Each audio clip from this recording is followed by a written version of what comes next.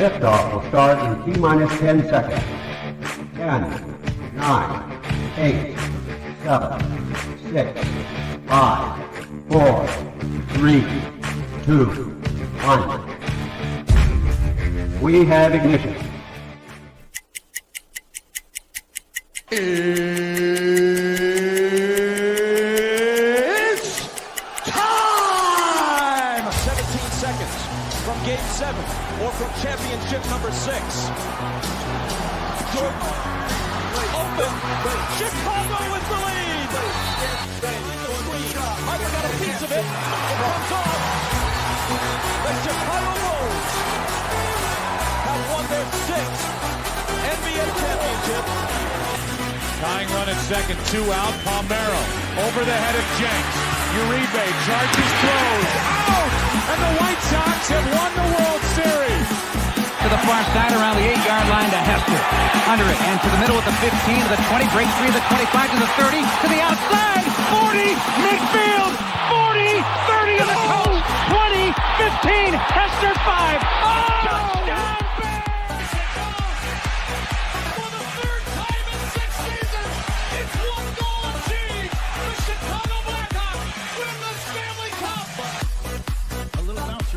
Toward Bryant. He will glove it toward Rizzo. It's in time. And the Chicago Cubs win the World Series.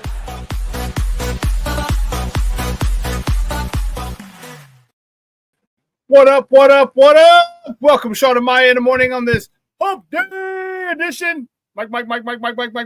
Guess what day it is? Guess what day it is?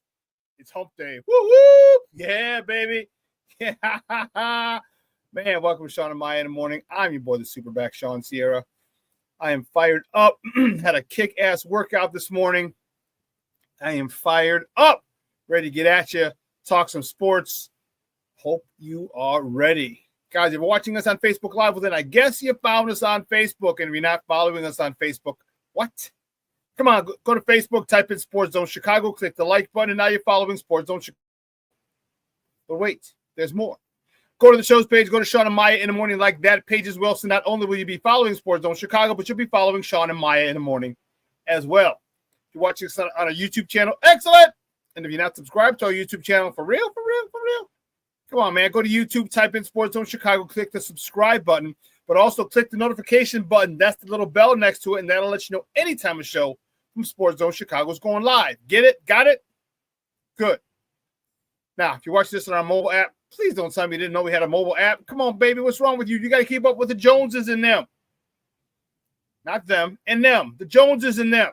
All right? So, listen, go to where you get your apps from. It doesn't matter where you get your apps from. Just go there, whether it's iTunes or Google Play, Amazon, Walmart, Kmart, 7-Eleven, Zayre, Zemsky, Macy, Montgomery Ward, Woolworths, Weebolts, Gold Blast. It doesn't matter. Just go there, type in Sports Zone Chicago, download it. Take us with you on a go. So not only do you get Sean and Maya in the morning 3 days a week, not only do you get our other live shows, only are the archive there like they are on Facebook and YouTube, but I'll tell you what, we give you a slew. And I mean, there's a slew of articles thanks to my man Clarence Council III. Big up to Clarence for keeping you abreast of all articles Chicago sports related. Now, if you're watching this on our Roku channel, I like that kind of party, baby. And if you don't know, you better ask somebody. Sports Zone Chicago. We have our own Roku channel. So if you have a Roku television in the house, do us a favor. Download Sports Zone Chicago's channel to your television. Okay. Put us there next to the big boys. Netflix, Hulu, Prime, Disney Plus, Apple, HBO Max, Paramount Plus, Stars. Put us there next to the big boys. So you can watch us on the big screen. How we're on the big screen, right, Mickey, Vicky, now. You could also tweet the show. Tweet us at Sports Zone Shy. That's CHI at Sports Zone Shy. Now, if you want to follow me, just me personally, and I want to know what I did, let me tell you what I did.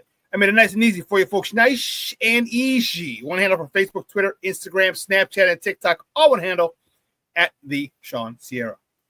Listen, we got a great show, but I need you to get interactive. So whatever platform you're watching us on, whether it's Facebook, YouTube, or our mobile app, leave a question or comment on that platform. It'll come up here in the thread. We'll put it up on the screen. We'll incorporate it into the show. And that, my peoples, is what makes this the best morning Chicago sports talk show around. And that's you. So bring them all, baby. Questions, comments, smart-ass remarks, because ain't nobody scared over here. And like The Rock said, baby, don't sing it. Just bring it. Man, the chat is jumping like crazy. Woo, Charlie. Man, Cornelius Squalls checking in. Says, what up, what up, what up? Sports Zoners. My man Armando Emeterio, Lara Jr., Junior's checking in. He says, good morning, all. Yeah, Junior. Rick Gonzalez is in the house. He's checking in. So good morning to everyone in Bear to F down, baby. FGB. FGB. What? FGB. Damn right. Cow tipping, cousin kissing Mother Hubbards, inbred Mother Hubbards over there. Patty Lowers in the house. Good morning, Patty. How are you? Thank you for tuning in. I appreciate it. Little Jeremiah. Jeremiah's in the house. What's up, mijo? How are you? Jeremiah. Lavette Lee's in the house. Good morning, Mama. Thank you for tuning in. She said, good morning, y'all. Oh, man, Black Diamond is the top of the morning, holding judgment on the draft until the season starts. Black Diamond checking in. Good to see you, Papa. Good to see you. Marshawn Wall's in the house. What up on a hump day? That's what I'm talking about, baby. That's what yes. Mr. Shode. Top of the morning to you. He goes, I follow Sports Zone Chicago app at the KC General Store. That's what I'm talking about. Doesn't matter where you get the app from. Just go there, get it, and download it. That's what I'm talking about, Mr. Shorty.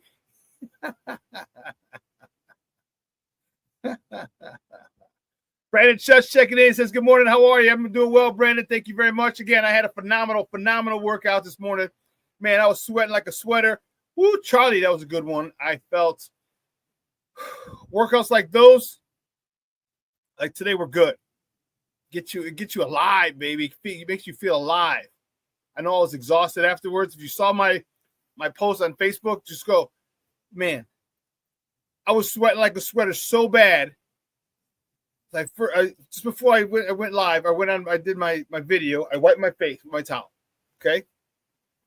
About 10 seconds into the video, sweat keeps pouring down my face. It gets caught in my eyelashes. I'm just on the right eye, the first one. It was hilarious. And I wiped my face again. About another 15, 20 seconds later, both eyelashes, beads of sweat. I was like, that is insane. I guess now I know why these girls wear those big, crazy-ass eyelash extensions. They call it something, but I will not use the term. Hey, Black Diamond, don't come on here with that blasphemy, dog. What's all that? Don't blaspheme on here. Do not blaspheme on here, you mister. We will not cue that song, damn it. We will not cue it.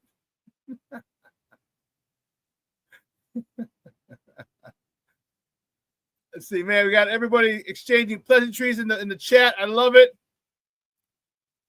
My man, Aunt Moss checking in. He said, what's up? He says, bear down, Patty.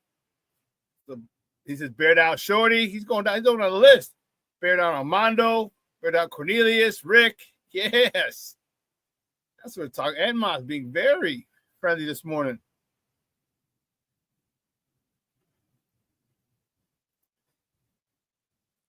Wherever you get your apps from, baby, that's where you got to go get it. iTunes, Google Play, or wherever you get your apps from. That's how you go download it. Okay? No, Michelle, no burpees, damn it. Thank God. Thank God, no burpees today. Ooh, Charlie, I was happy.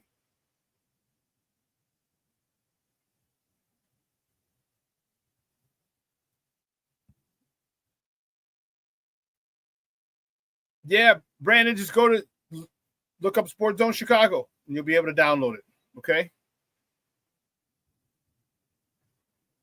Black Diamond, you better stop this nonsense, boy. You better stop this nonsense. He says, Shaw, you know that's the show's song. It is not our song. That is not our song.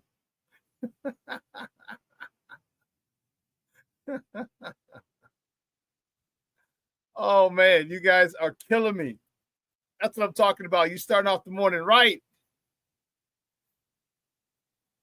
Brand Shut says, I'll download it later. Thank you. We'll get into that today.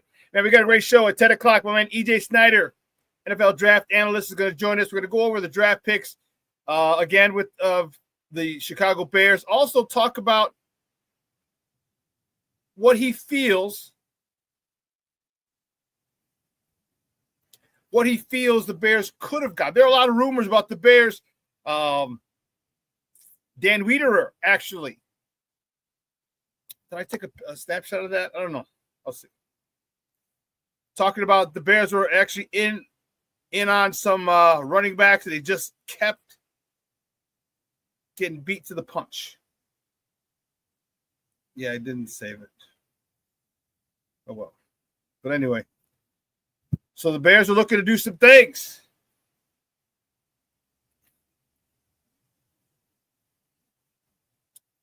Yes. You know what? That reminded me. Thank you very much. I am going to add that to the queue. Thank you very much, Michonne. Dude. What do you think of the Sox City Connect uniforms and caps? Man, let me tell you something. Those are fire. Fire. Those are fire. Those are fire. I don't know if I mentioned it. Those are fire. Woo-wee. We will talk about those, Michonne. We will definitely talk about those. Black Diamond, they all right. I will tell you what, though. A lot of people are rocking your little Chicago blue new Cub City Connect jerseys. Black Diamond. I'll tell you what, Nike did a good job with your Cub ones, your scrub ones. Much better than that Wrigleyville crap they had last couple seasons. Those are all right. I was watching the game the other day for work purposes, of course. For work purposes, of course. And there are a lot of mugs in the stands with with the sweatshirts, the jerseys, the hats. I was like, okay, I can see you rocking them. My guy Junior and his son Mondo, they like them a lot. And I said, that's definitely a much better design than the Wrigleyville ones. Yeah, those are nice, Cornelius. I'll give it to them. They're nice. Those are definitely nice. Nike did a good job because they know, but they did a better job with the White Sox ones are fire. The White Sox ones are fire. I'm telling you, man. Woo-wee. Oh, man, this was awesome. The redness, the red, the black, and if you notice, they got the Bulls hat. I mean, the Bulls colors. They got the hat on it. Man, they're all over. My girl Sierra Santos, she works for MLB Network. She said they got some in the studio. They're supposed to leave them there. She's like, no. She goes, so if it goes missing, just know it's in my closet. That's why I love Sierra, boy. She be repping the South Side. Doesn't matter where she goes, man. She reps the South Side. Remember, she went back to Arizona. She's from Arizona. She went back to Arizona after she left here, after they did her dirty here. And then she was working for Fox over there and then got the call to MLB Network. Everywhere she went, she's been repping the South Side, baby. Everywhere she went. So, yeah. My girl Sierra, definitely good stuff. They are, I'm telling you, I'm pretty happy about this year. We do a good job.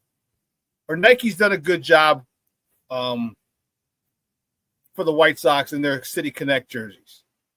All right. I've been a pretty big fan of it. Of the different ones they have. The Southside ones were tough. Those were tough.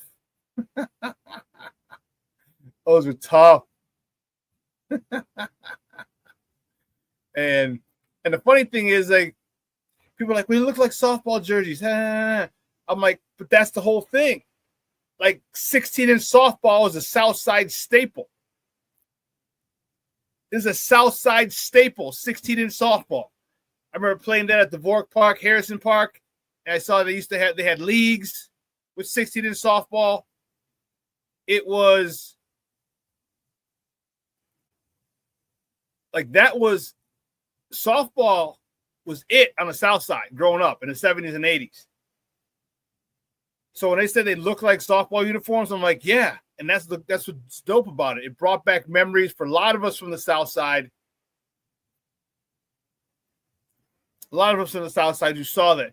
Well, yeah, they are, Michon. They're because he owns both teams, so it's an homage. And kind of what Nike did is, remember, a lot of times you would see people mock up different uniforms. Like they would switch colors for their teams. Like say the Giants would switch up with the Yankees, or the Giants would switch up with the Islanders. Well, they have the same colors, red, white, and blue. But they would switch up their colors to another team from the city, but a different sport. And Nike took that and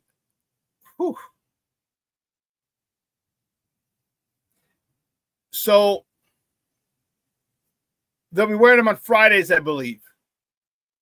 Fridays at home. Fridays at home.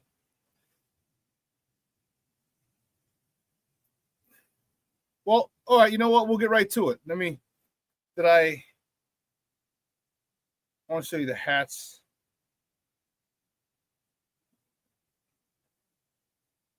Save photo. I got to show you the hats too, because the hats are dope. They have two different ones. That's the cool part about it. They have two different hats. They got a red one and a black one.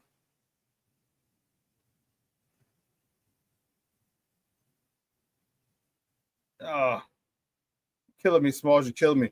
They got him in the United Center. Oh, no, they had him in the Advocate Center, and they released him the other day. But, man, they are tough. Yes. I'll tell you what. Let me get this. There we go. We'll put these up and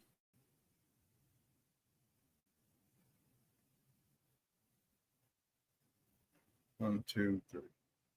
There we go.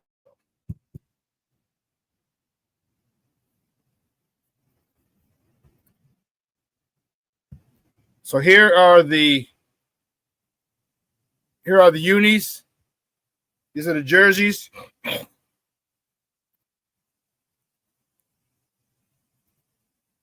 should have just put Jordan's name on there instead of Benintendi, but I get it. These are fire. I just found out. I talked to my plug yesterday, and my jersey guy. I got a guy. I got a guy for everything. I'm a South Sider. I got a guy from Chicago. I got a guy. Got me these jerseys. Can get these jerseys quick, fast in about 2 weeks. Customized. So I'm gonna get my name, Sierra 33, on the back. If you notice in the lower right-hand corner and the front of it, okay, where it says Chicago 23, the lower left-hand corner, they enlarged it here on the left side of the screen. And it says Sox, Cubs, and then Shy in the middle. Here are the hats. Louis Robert has a red hat with the White Sox logo. And Will Venable has a black hat with the White Sox logo. They fell off the back of a truck, Shorty. You know how we do in the Shy?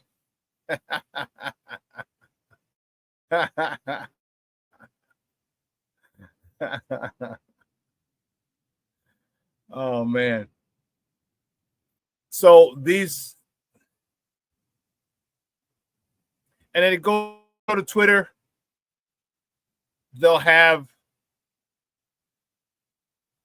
the explanation. All right, the neckline. So inside you can see they have the years for the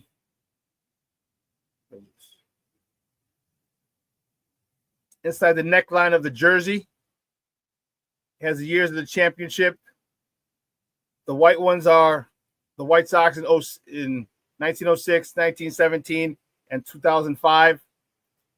And then they have 91, 92, 93, 96, 97, 98. Those are for the Bulls.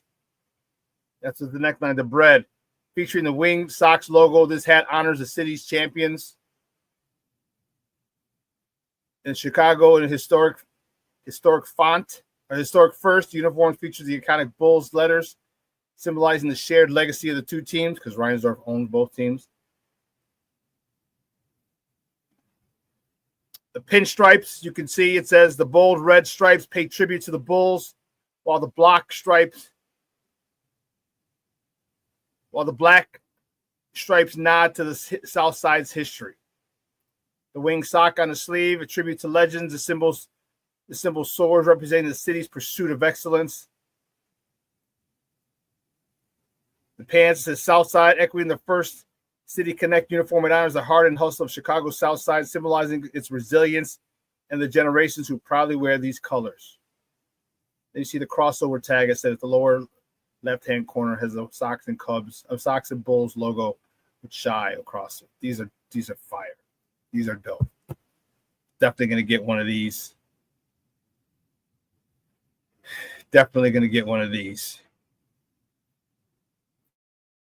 The red came from, remember, because these are like the Bulls. They crossed over. They used the Bulls colors here. Yeah, this is, I'm telling you, Shorty, I got a guy. Cheap prices come right from China.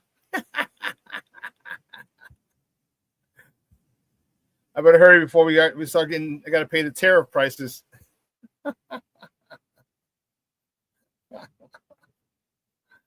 Oh, man. Let me tell you. So those are fire. I got to order mine today. If I do, hopefully I'm going to the game in June, so I'll have it by then. June 5th, I want to say. Mexican Heritage Night. And so they're giving out jerseys, but I'm going to be rocking that bad boy. I'm going to go get the hat. I don't know which one I'm going to get. See, here's the problem. Those hats are expensive. $45-$50 for a hat. Like, I need a guy. So I do have a hat guy, but I'm not really cool with him. He owns a place over on the south side over on Archer. I know him, but I know him through my cousin, so he's not really my guy yet. You know, every time I see him, he's with my cousin. I'm like, hey, what's up, dude? We're cool. Guards, we party together. But his people own it. And I'm like, give me a deal, like 2 for $75. Give me 2 hats for $75.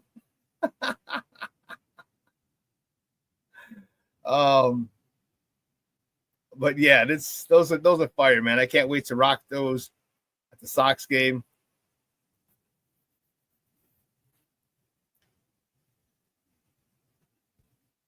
You don't like them, huh? The hat does not look good, but the jersey is fire. You don't like the hats, huh, Rick? No, huh? You don't like, dude, I think that's dope. The red has the pinstripes and the black are solid. That's dope. All right. Hey, these are own. I hear you.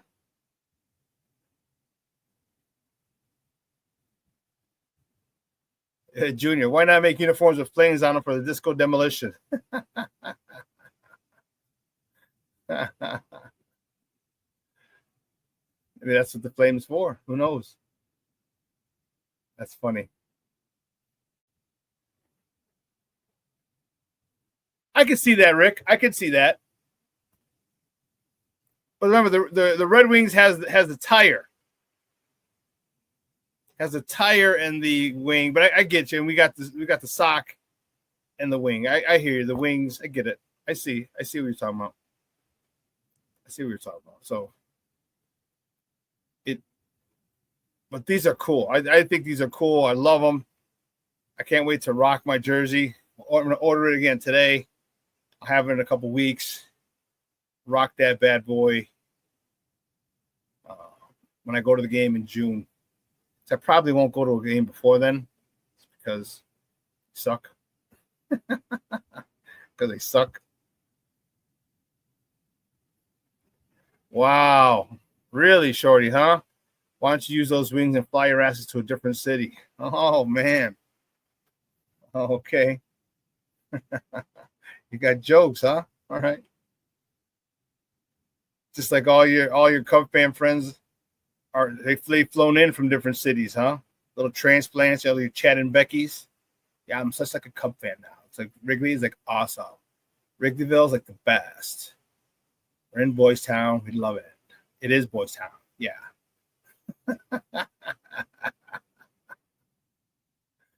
Hey man, I don't know if you're laughing at Shorty or me. I think you're laughing with Shorty. Make sure you go on a Tuesday for a discount. Yeah, $5 Tuesdays. Yeah, I think that they have the $5 menu. They got a lot of good shit, a lot of good concessions for $5. So I'll definitely make sure to hit that.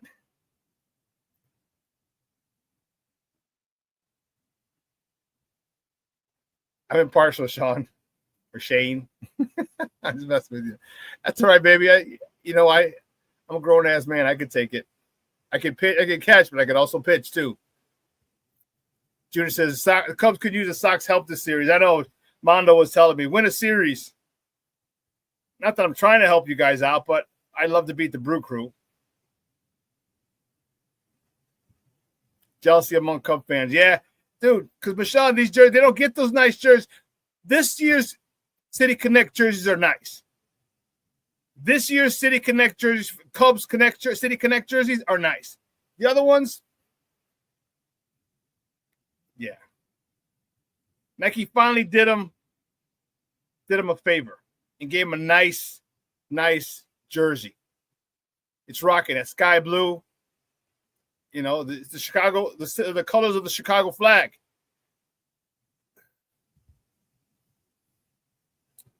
Rick says, what's your favorite jersey ever owned? Mine is the Earl Campbell throwback, the baby blue, Houston Oilers. Ooh, nice. I had a couple. I never had a Peyton jersey. I wanted one. I guess I should could order it from my Connect, my plug. But my favorite throwback jersey was I have a Roger Craig one, and I had a Bo Jackson one. I only wore the Bo Jackson one like once or twice, and then I gave it away as a gift because I was running late for a buddy's party, and I didn't have anything to give. I was like, damn. I know who's a big Bo Jackson fan. I'm like, fuck it. I'll fold it back. It still had the creases in it, the folds. It still had the folds in it. So I folded it nice back and neat, put it back into plastic, and I gave it as a gift. The Bo Jackson one. And I still have the Roger Craig one hanging. So that was my favorite. Those are my favorite jerseys ever owned. I like my Matt Forte one. And just about, I got my Matt Forte one. I had a Justin Fields one. All my baseball jerseys have all been customized. So they all say Sierra 33 on the back. I got a Bears one that says Sierra 33 on the back. It would have been nice to have played for the Bears. Sons of bitches. Rod Graves. But I digress. Anyway. Yeah, Rick. Roger Craig is low-key fire. Yep.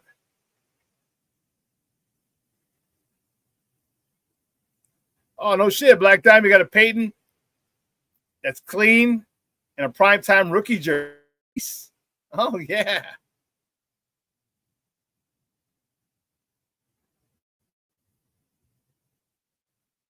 No, Aunt Moss.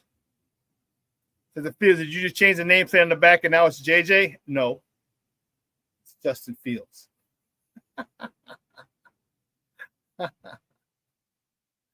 Hey, listen, let's take a quick break. On the other side of the break, we will get to the top of the morning topics. And then I want to get into a situation about this whole Shador thing and these quarterback evaluators. Okay? I want to get into that. And I will on the other side of the break. So don't go anywhere, folks. Keep it locked right here. Sean and Maya in the morning on Sports Zone Chicago.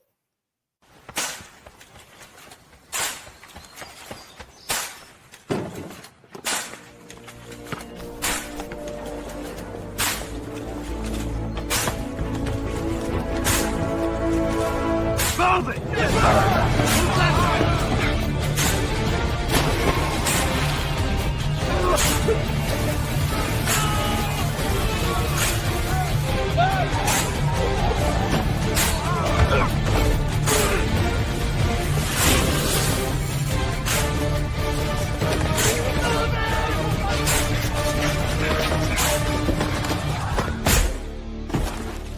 will hear the calling.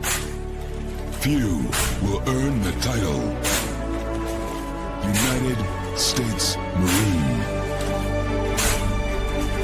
The few, the proud, the Marines. Hey, it's your boy, the SuperBack, Sean Sierra, and be sure to follow Sports Zone Chicago on all social media platforms, on Facebook, Instagram, and our Roku channel. You can find us at Sports Zone Chicago, and on Twitter, we are at Sports Zone Shy. Also, be sure to download our mobile app so you can take Sports Zone Chicago with you on the go.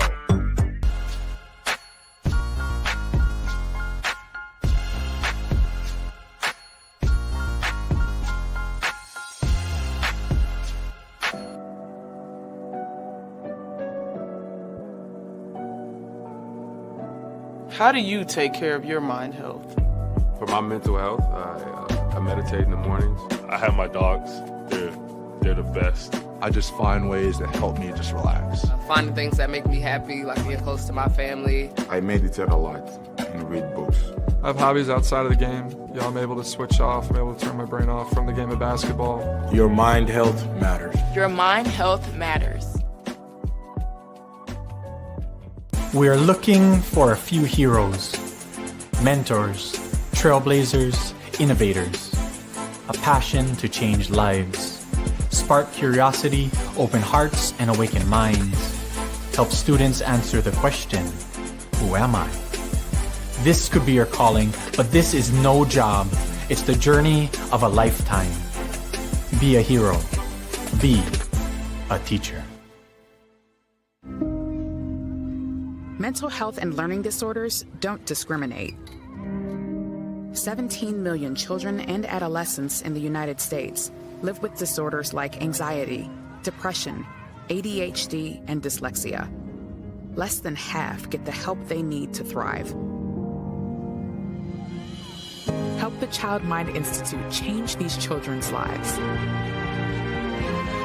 Visit childmind.org.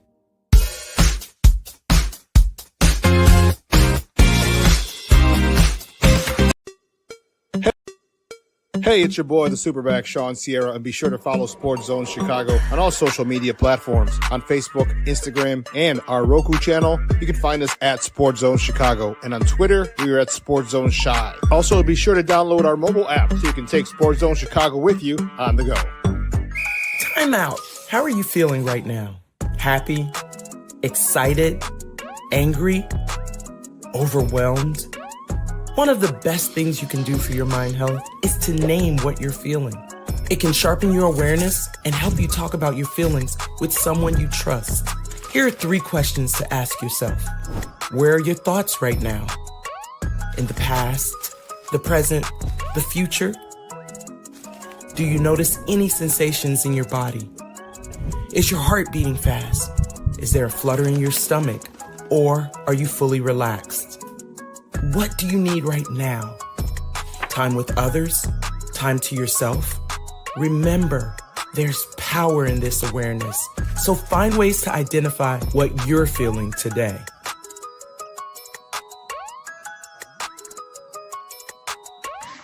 Hi, guys. Hey.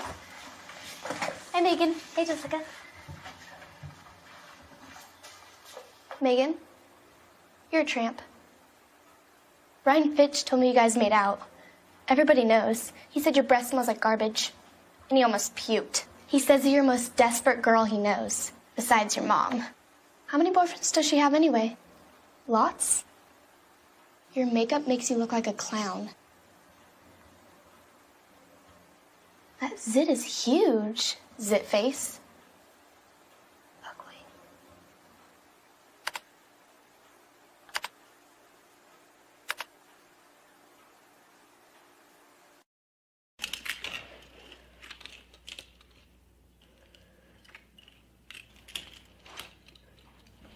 Hey, bud, what you doing? I'm playing with cars. Cars? Can you show me what a car does?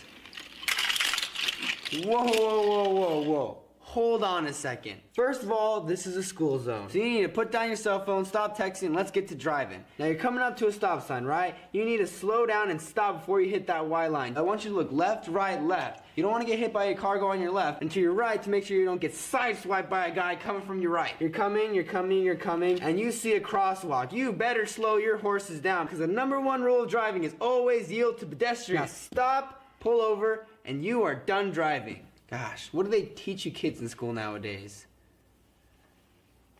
And what's your assessment of Luther? Luther, stud. Yeah, I mean, you saw the highlights, right? I mean, he's a playmaker waiting to happen. I mean, went to the same high school, I believe, as Jameson Williams. J-Mo texted me right after we took him, and he said, you got a dog just like me, you know? And so Luther has that same confidence. He's got that same swagger to him. For 6 foot, 200 plus pounds, it's rare to see somebody with his movement skills. He can stop on a dime and accelerate just like that.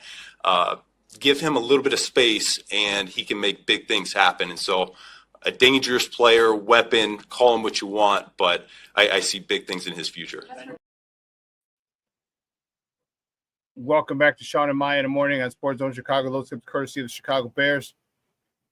That's our head coach, Ben Johnson. Hold on.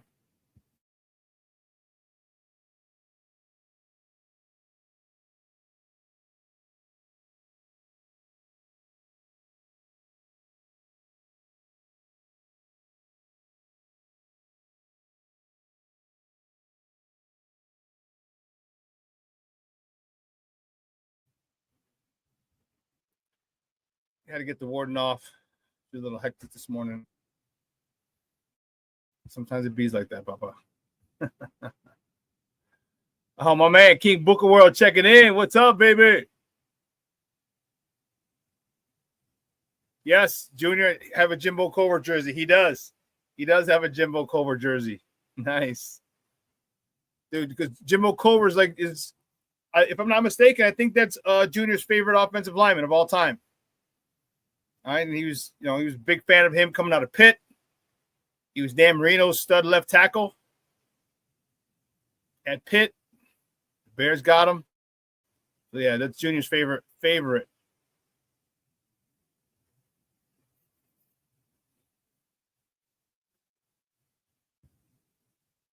Yeah, sad what happened. Said Deion made too many waves and inflated Scher's ego. But I hope he's been humbled enough to put in the work and work hard to thrive. I hear you.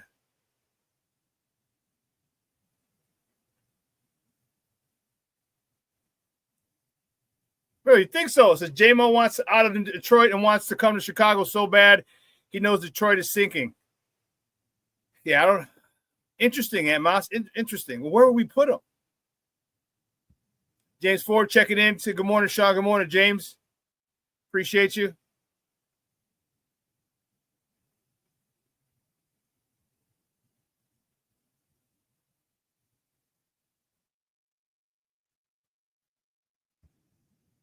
And he said, Shorty said, Shaw, does eyes remind you of Van Horn or Covert? I haven't seen. I'd say he reminds me more of Van Horn because of his size. Remember, Van Horn was like 6'5", 6'7". Covert was like 6'4", 6'5", if I'm not mistaken. Van Horn was just longer and taller.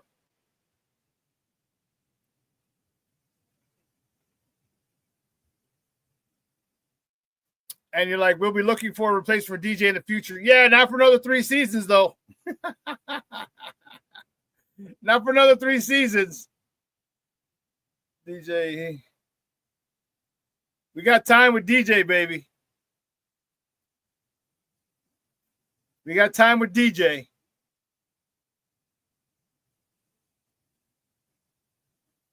After the 29 season. We got 5 more seasons with DJ. So, yeah. But anyway.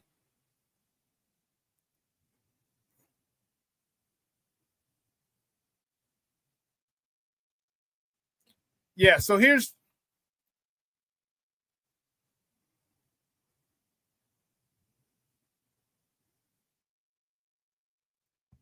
no, I think DJ's staying because of the money. Got the highest paid contract, the highest contract ever by a Bear.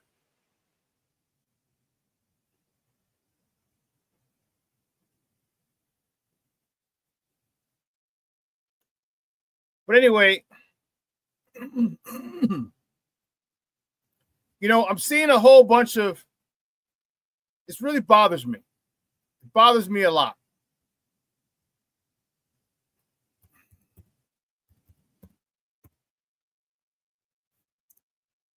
All right, it bothers me a lot. Is I'm seeing a whole bunch of nonsense.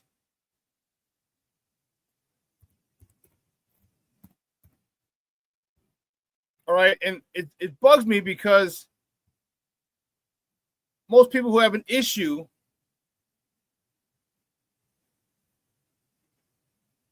are old white guys or white guys.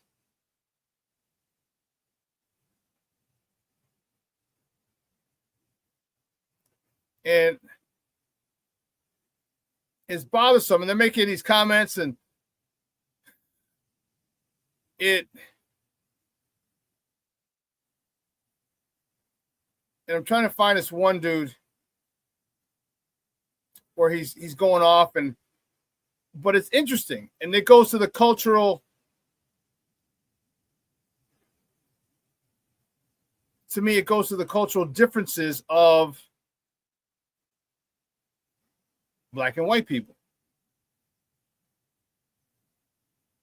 Okay, one guy's, I don't know who the gentleman is, but the guy says, "Oh, I wouldn't want him on his team. He's not focused. He's not this. He's not that."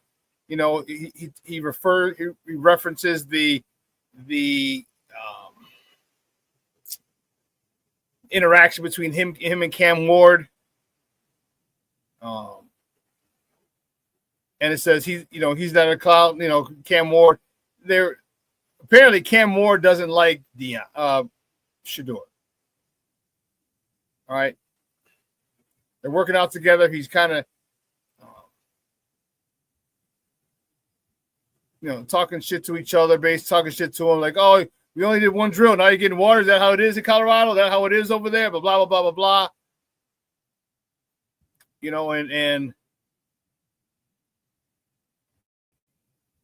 it's interesting because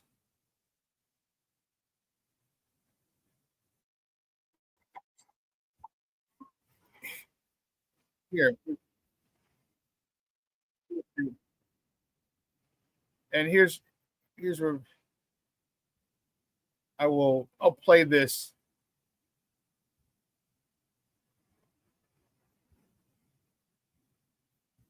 I'll play this here,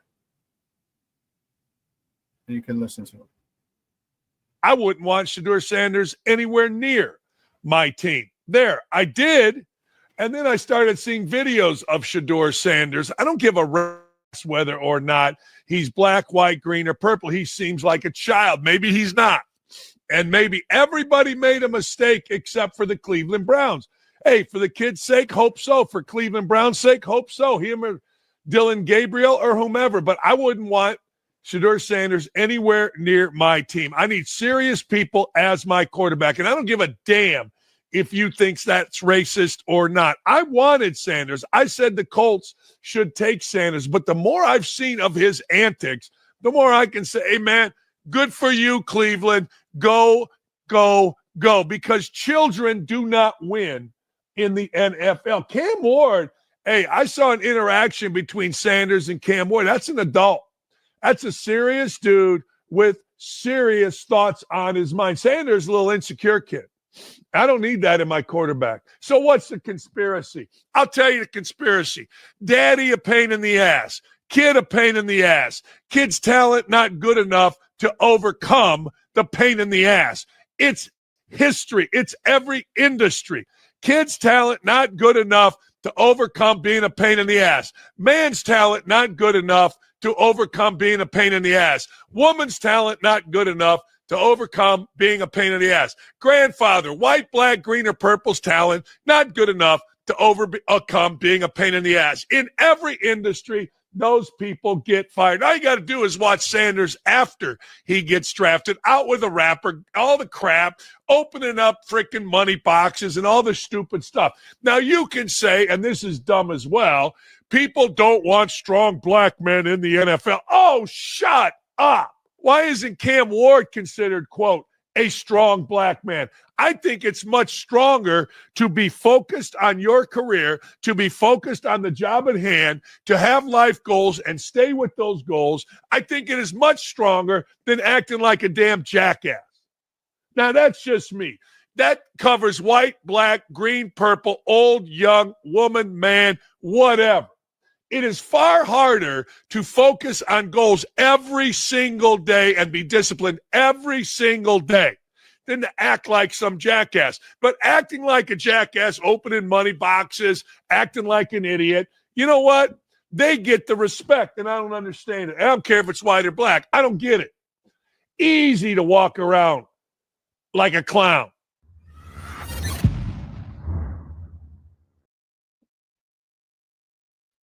All right, that video courtesy of Outkick. And here's what this old get off my lawn dude. And here's my thing.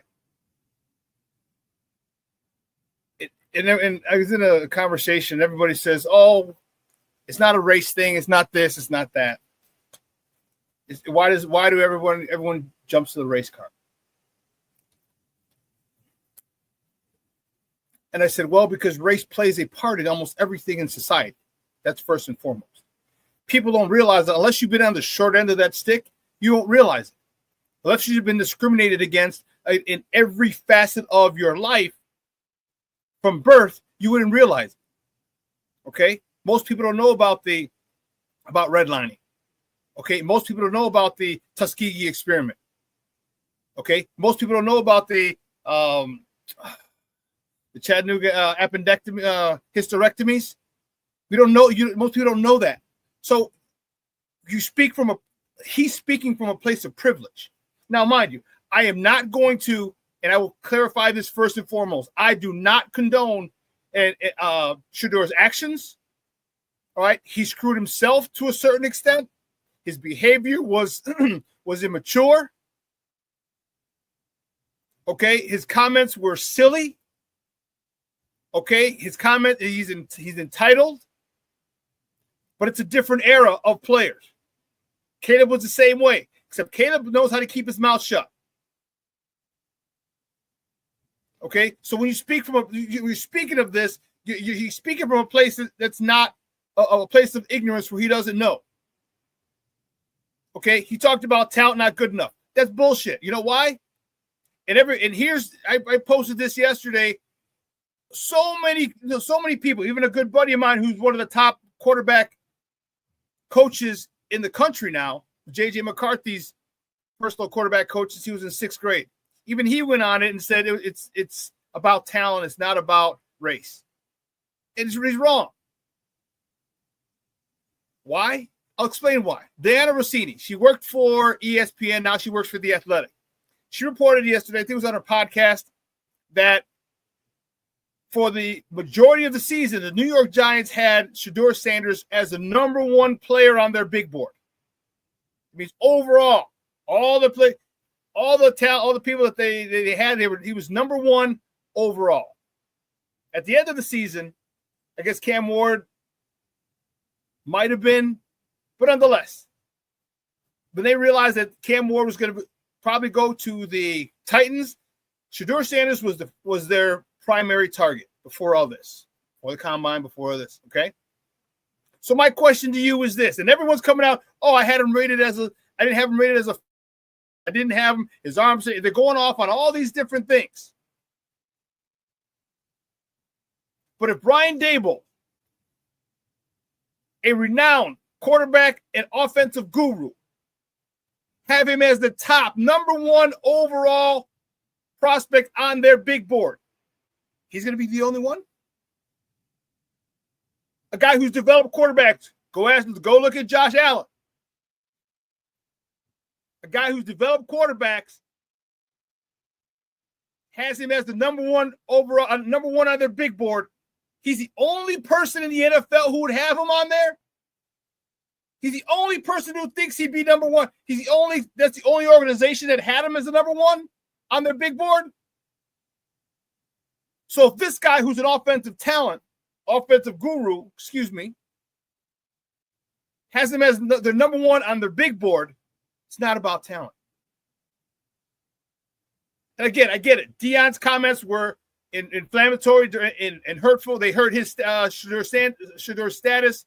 Shador's comments and his ill-preparedness hurt him. Deanna Rossini also said he treated those visits with the teams as if it was a recruiting trip instead of a job interview. And that's on Shador. That's on Shador. But you mean to tell me there are 5 better quarterbacks?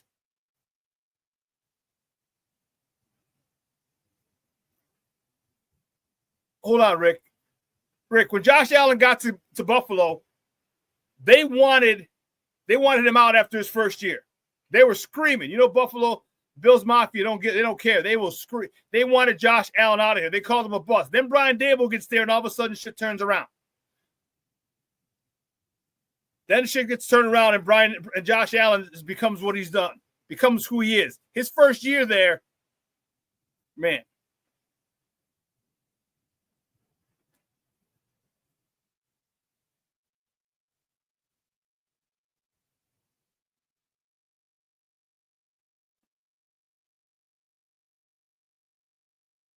Okay, I'm just looking at the comments.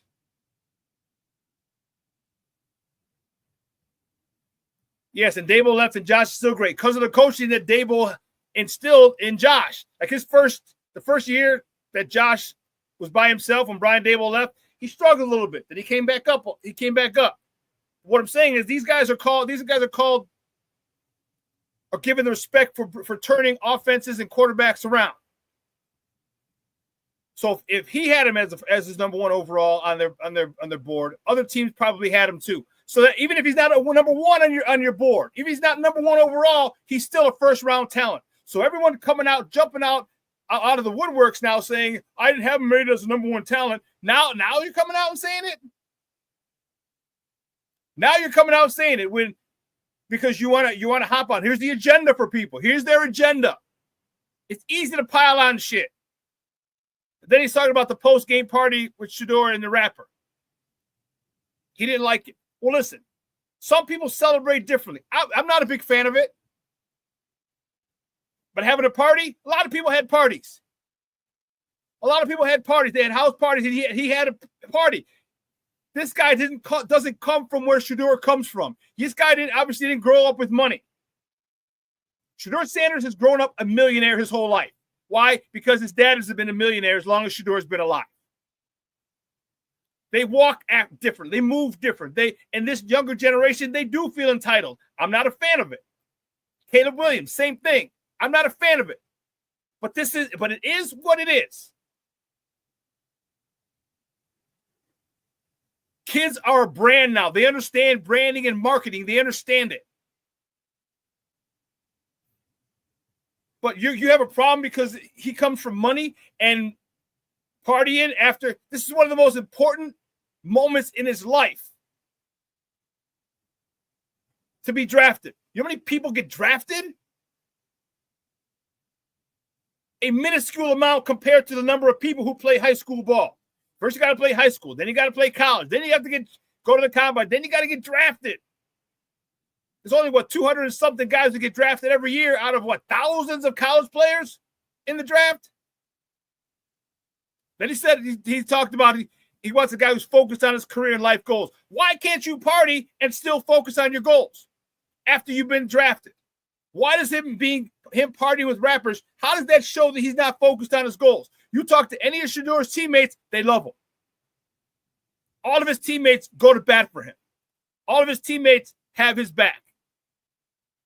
And it's not the case with every single quarterback. He's focusing on his life goals. He's celebrating. He just accomplished a milestone that tons of people never get to. And you're mad because he's partying a certain way that it's different from you. There's the cultural differences that I talked about.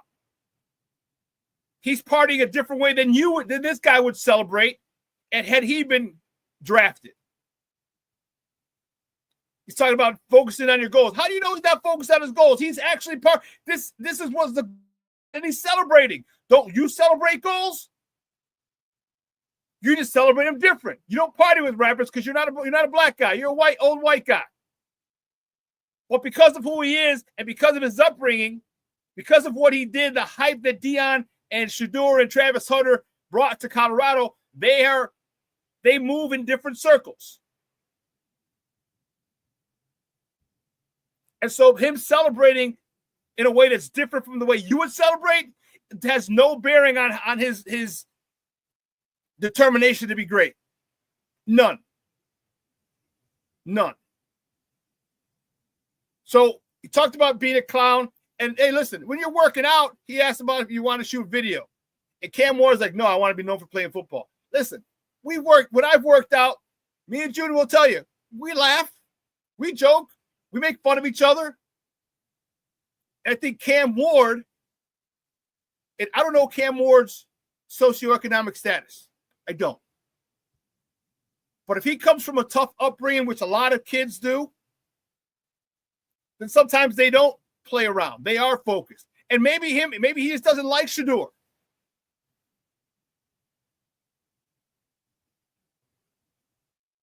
Okay? And he talked about, he's a real man. He's a real man. No, if you're focused and you come from poor upbringings, man, you have a different attitude. Shedeur has been a millionaire his whole life. He's not trying to move his family out of the hood.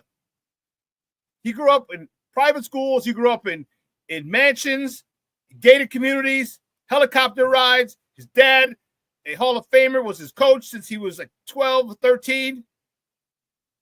It's different. So don't sit there and shit on him and saying, oh, well, he's not focused. He's not this. So you can't sit there and say something. Well, let's shoot a video. Let's do this. But they show that one thing. So from that one conversation, that one question, you've seen he's full of shit. Then you question it. Then all of a sudden people question his athleticism. Well, he didn't have elite athletic talents. He's the drop back quarterback. He's not a running quarterback. So now before, when black quarterbacks were running quarterbacks, that was held against him. Oh, he's a running quarterback. He can't throw. So now you got a pure drop back quarterback. Now he doesn't have athletic traits. They talk about his arm. They talk about everything else. And I'm like, wait a minute. This guy took a 1-win program and in 2 years had 9 wins. Name me the last quarterback in the Power 5 who did that. And you can say Travis Hunter was a big part. Sure, definitely was. But Travis Hunter so him throwing the ball, everything was Travis Hunter? No, I don't buy it. So it's interesting how people see that. And then these quarterback gurus are full of shit. You can't evaluate quarterbacks. Here's why. You don't know what's inside a person. You can evaluate specific physical traits of a quarterback, but you can't evaluate how a quarterback's going to be in the NFL. Because there's so many different factors that fall into where, look at Mitch Trubisky, look at Justin Fields. You need a good organization. You need a good play caller. You need a good offensive line. You need a good offensive line coach. You need good weapons. You need good, depending on the weather. There's so many different things. So people come in, look at all the number one quarterbacks, these gurus and talent evaluators. Look at the Tim Couches, look at the Jamarcus Russells, look at all these guys that are number one overall picks. But these gurus were saying, oh, this guy's the best. Look at the difference between Peyton Manning and Ryan Leaf. Some people had Ryan Leaf better than Peyton Manning. So it's kind of a crapshoot. So stop with I had this grade. It's difficult. It's almost impossible to evaluate a quarterback because you don't know what's up here. You don't know the situation he's going to. So when people say, well, it's funny, and it bothers me because now everyone's coming out. Well, I didn't have him as a first round talent, but Brian Daboll did in New York. And if Brian Daboll, an offensive mind, did, I can guarantee you other teams did too. And if they didn't have as the number one on overall, like New York did for most of the season, like Diana Rossini reported, other teams probably had him. They had him as a first grade talent. But now everyone's coming out saying, I didn't have him after all this happened. And again, I am not absolving him from his lack of preparation, his unpreparedness when he had the meeting with Brian Daboll. I'm not absolving him from that at all. He screwed up big time, and he got humbled. But it's just interesting now that everyone's coming out of the woodwork saying, well, I didn't have him as a first-round grade. Well, a lot of NFL teams did. And I'm saying this because this is from Diana Rossini, who got the information from the Giants. So now analysts who are jumping to say that, so you don't have him as a first-grade talent, but Brian Daboll, an offensive mind, a well-respected offensive mind in the NFL, has him as a first-round talent. Number one on their board for most of the season. Don't get me wrong, and it bugs me because people talk about, and I mentioned, the Mannings did the same thing. My son's not going here. My son's not going here. But now that Deion said it, now there's an issue. It bothers me. No one said anything about Eli. You know the problem? Eli and Archie, they weren't as braggadocious and loud about it as Deion and Shedeur were. Because they did the same thing. They manipulated the same thing. John Elway, same thing. I'm not playing for the Bucks, Tampa Bay. I'm not going there. I'm going to play baseball. All these people who've done it in the past, it was okay. Now that Deion and his son are doing it, now it's an issue. Now he's hanging with rappers afterwards. He's opening things in money. Well, guess what? You didn't come from money. He did. This is a new era. And I'm not saying I would have celebrated like that because I wouldn't have. But this is the new era of athlete. So it just frustrates me at how so many people are shitting on this kid, this young man, for this, and he got punished. Lost millions of dollars. And don't get me again, some of it was his fault.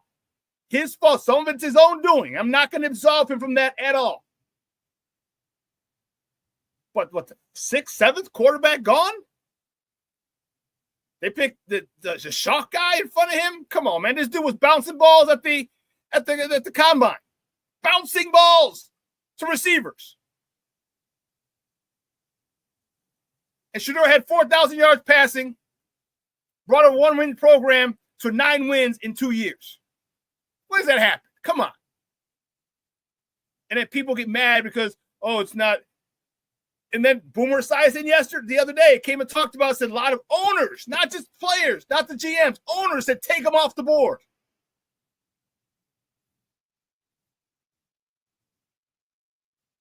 That's why I told my people, someone said, why didn't Pittsburgh grab him? I'm like, it might be over Mike Tomlin's head.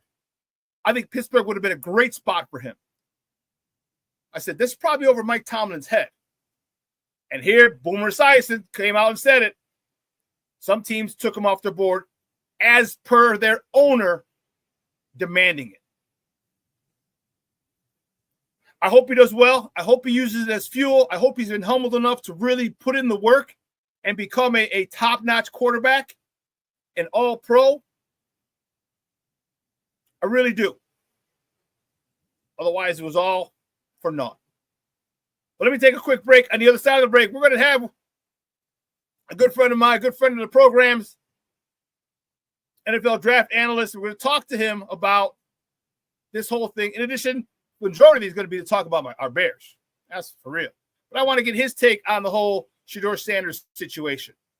All right, my man EJ Snyder is going to join us on the other side of the break. All right, he's the creator of Bootleg Football.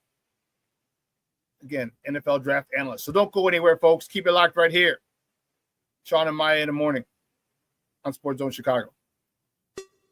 Hey, it's your boy, the SuperBack, Sean Sierra, and be sure to follow Sports Zone Chicago on all social media platforms. On Facebook, Instagram, and our Roku channel, you can find us at Sports Zone Chicago. And on Twitter, we are at Sports Zone Shy. Also, be sure to download our mobile app so you can take Sports Zone Chicago with you on the go.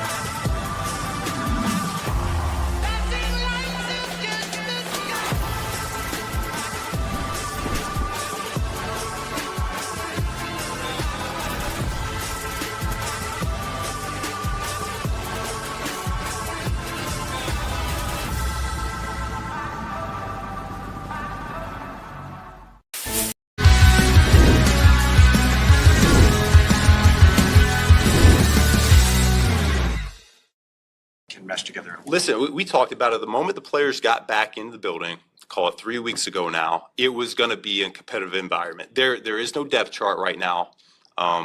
If you want to play, you got to go earn it. If you want a role, you got to go earn it. They know that. So we were very straightforward and honest with them when they came into the building. I think all we did this weekend was we might have just turned up the notch, just a couple of dials for certain people in the building. So that's a good thing. That's a healthy thing. That's where you bring out the best, not only in your team, but in each individual. So what I'm going to be curious to see is what guys look like when the ball's not in their hands on offense. Okay? Yeah, you're right. We have a lot of weapons.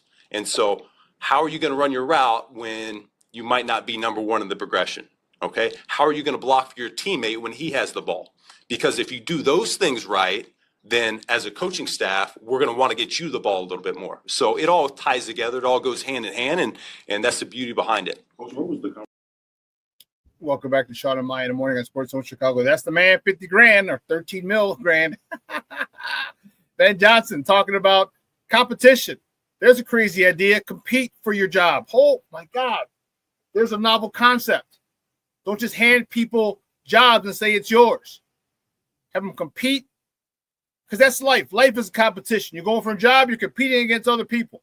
You're trying to holler at that girl. Guess what? You're competing against other guys trying to holler at that girl. Okay? Everything in life is a competition. And I like the fact that he's doing that and he said from Jump Street, from when they got in there 3 weeks ago, he's telling them you are competing. End of story. No depth chart. I love it. My next guest, good friend of the program, fired up to hear what he has to say about our Bears and their draft class from 2025, what he thinks about it. All right. You can find him on Twitter at FootballEJ. Guys, welcome back to Sean and Maya, EJ Snyder. EJ, what's up, Papa? Good morning. Hey, Sean. Thanks for having me on. I appreciate it. Man, I appreciate your time, man. I know it was a busy time for you, and you're just finally able to exhale leading up to the draft, right after the draft. That's a crazy time for you, my man. Crazy. Yeah, almost. Not quite there yet. Not yet, huh? We're tapering. We're getting there. By Thursday or Friday, full sleep, maybe a little bit of rest. We'll see. Okay, good. Well, the Bears just had their draft pick. The NFL concluded the draft. The Bears had a couple of interesting selections, and I want to get your thoughts on it, on the Bears this draft class. And I know we can't evaluate it until a couple of seasons and see how they play, but in regard to the talent that the player has and filling a need that the Bears have, let's get your thoughts on it. They drafted what was kind of a surprise for some people. Okay, Colston Loveland was the number 2 tight end on many people's boards, but he was also the number 1 tight end on a lot of people's boards. What do you think of the pick? Is this a good pick for the Bears? I do think it's a good pick for the Bears. And on my board, he was in the same tier as Tyler Warren. I think he has a very similar talent, but they're very different players. They're utilized differently. They have different physical skill sets. The reason I think Ben Johnson probably looked at Colston Loveland and said, that's the guy I want at that position, is because what he excels in is the passing game. He is a great route runner. He's got a very big frame. He catches the ball away from his frame with his hands. Some people have said he's a terrible blocker. He's not a good blocker, but he has the potential and he has the want to. And I think the want to is the important thing. He's also a 21-year-old dude. Like, he's got room to grow physically. He's, 245 pounds, I think, right now. He's probably going to end up in his NFL playing career around 255 or maybe even 258. He's got the frame to take it. He is not done growing yet. Very fluid, very good feel against zone. I think when you saw McCarthy at quarterback the year before, you saw more down the field stuff because that accuracy sort of unlocked that. He was still getting open on those routes this last year, but quarterbacking wasn't able to take advantage of it. So it's not like he really regressed as a player. They did regress as an offense, and that certainly took some of the shine off it. A bunch of people worried about the shoulder injury, but again, that was worked on before the combine in order to get him ready as soon as possible for rookie minicamp or OTAs, or as soon as he could be. So he missed as little time as possible. So the other thing is the way the board fell, this was probably the best way out for the Bears. 10 was a tough spot. There weren't 10 blue chip players in this draft, and 3 tackles go off the board by 9. A lot of people called this a nightmare scenario. It's just a scenario you get dealt. You can put a sort of subjective label on it if you want, but I think coming out of it with Colston Loveland, again, my sticky note for the first round was come away with a good football player. And I just wanted them to do that no matter how they got it, whether it was a trade down or staying in the spot, trading up even, just get a good football player. And they did that. So I think that's a success for the Bears in the first round. I'm a big fan of it. I like Tyler Warren, but when they got him, I had been hearing a lot of talk about Colston Loveland weeks leading up to the draft. And so I started watching some of his tape. I'm like, wow, he's more fluid than Tyler Warren. And that's no disrespect to Tyler Warren. A lot of people think because you compliment someone else, it means you're shitting on the other person. And it's not. Right? I think he's more fluid. And I think the best way to describe him, he's a wide receiver in a tight end's body. What would be a great way to describe him. And I think when Ben Johnson saw him, and he's like, that's my Sam Laporta. That's my Sam Laporta. And if he has any type of career like Sam Laporta had, this offense is going to be humming because Ben Johnson knew how to use him, and now he got one of those guys. And let's not forget, this is Ben Johnson's offense. This isn't the West Coast. It's not. It's a hybrid of various offenses. This is one that Ben created. So why should we question the guy who knows what's talent would fit best in his offense? So I started looking at him like, wow, this could be a great pick. 2 tight end sets, him and Cole Kmet. I like this young man. He's humble. He's a hard worker, and he's tough. Jim Harbaugh doesn't recruit busters and soft players. All right, Jim Harbaugh recruits tough guys, so I was happy about it. What about the second pick, Mr. Burden? That took everyone by surprise. I think they're looking for a running back, and according to multiple reports, I know Dan Reeder here in the Tribune said that the Bears were looking to trade up in the first round for a running back, maybe Ashton Jency, but it kept going. Had he been at a certain spot, they had a package together for him, but he didn't last at that spot. And they said that Luther Burden just happened to fall. Give me your thoughts on this guy who looks like the perfect Amon-Ra St. Brown clone that was in Detroit. I'm going to defer to what you said on the first pick on the second pick, which is this is Ben Johnson's offense, and Ben thinks he can get a lot out of Luther Burden. And I'm going to trust him on that. He gets benefit of the doubt for everything he's done over the last 3 years on offense in the NFL and identifying a skill set. So I don't love it, but I don't have to love it. Ben loves it, right? Everybody says Luther Burden's going to be his Amon-Ra St. Brown. They're very different players in terms of the way they generate yards. And the comps that I had for Luther Burden, although he's a better version of it, are a lot of players that the NFL has brought in and said, we need to make these players space. Like, this is how they'll thrive. If we make them space, they're going to be amazing. Those players typically don't work out very well in the NFL. We're talking about Kadarius Toney. We're talking about Laviska Shenault. We're talking about Velus Jones. We're talking about guys that have a very solid build, almost a running back type build. And Luther Burden has that. It's one of my favorite things about him is a lot of people look at him and they look at his skill set and they think he's a small guy. He's not a small guy. He's over 6 I thought he was 5'8", 5'9", and I was like 6 feet. He's 6 feet. He's over 200 pounds. He's super well built. He can take punishment. That's great. It's a very natural thing to say he's Amon-Ra St. Brown. He's not. He is nowhere near as a precise route runner down the field as Amon-Ra St. Brown. That's a hallmark of St. Brown's work. And really, I think the type of receiver that wins more quickly and more easily in the NFL is that polished guy that can win off the line, which Luther Burden can do, at the break point, which he's not as good at, or at the catch point. And Luther Burden's not awesome in a contested catch situation. So I'm going to default to Ben and say Ben knows what he wants. He sees the skill set. He thinks he can unlock Luther Burden's second to last season at Missouri, which was very, very impressive. Not this last year where he struggled a bit more. The quarterbacking wasn't great, but it wasn't all that. Like, there were definitely routes he quit on. There were some things that I didn't love about his tape. So I think he was probably BPA for the Bears at this point. He wouldn't have been BPA for me because it's a fundamental difference about what I want out of that slot receiver position where that's definitely where he's going to play. But I know Eli Drinkowitz, the coach at Missouri, loves Burden. One of my favorite things about Burden, I should say, so it doesn't sound like I'm crapping on him because I'm not. He's a good player. He just wasn't my favorite in this role, is that Burden has a little bit of that clutch gene. And he's done it for multiple years. This isn't one big game or anything else. Like, when they needed a play at Missouri and they had to go down the field, Luther Burden found a way to make it happen. It wasn't always pretty.